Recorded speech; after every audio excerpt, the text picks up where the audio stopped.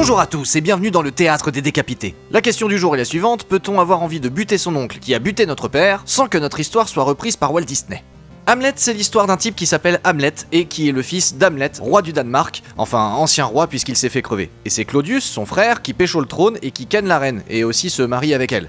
Hamlet, le fils vivant, est tout colère, surtout que ses poteaux viennent lui dire que le fantôme de son daron traîne dans le château en foutant le flip à tous les soldats. Bon du coup, Hamlet, le fils vivant, décide d'aller zoner dans le château avec l'espoir de tomber sur son padré. Il marche tranquillou dans les couloirs quand, au détour d'une muraille, il tombe sur son père, crevé, qui est tout queue, c'est transparent. Et Hamlet, le père, lui dit que c'est son frérot, Claudius, qui l'a buté, et que lui, son fils, Hamlet, il doit le venger et fumer son tonton. Hamlet, le fils, ça le rend glauque cette histoire, mais il promet quand même. Il retourne dans sa piole et gamberge sur un plan machiavélique. Il va jouer les jobards pendant un petit moment, puis demander à une troupe de saltimbanques de performer une jolie pièce de son cru devant toute la familia réunie. Et c'est à peu près à ce moment-là qu'Hamlet, le fils, dit « être ou ne pas être, telle est la question, mais en anglais ». Pendant la pièce, il demande à son meilleur poteau de bien téma la gueule de Claudius à un certain moment de la pièce qu'il a écrit tout spécialement pour lui foutre le doute. Et ça marche plutôt grave bien, vu que le tonton démoule un cake de peur au moment fatidique.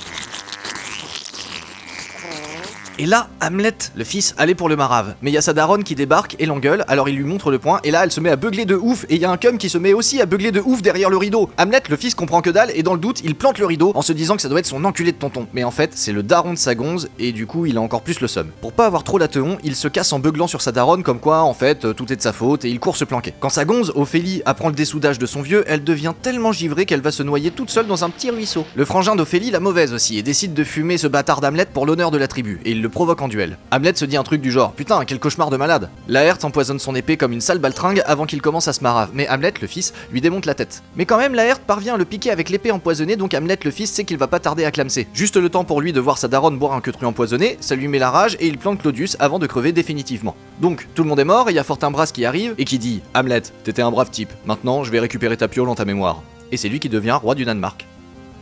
Et voilà.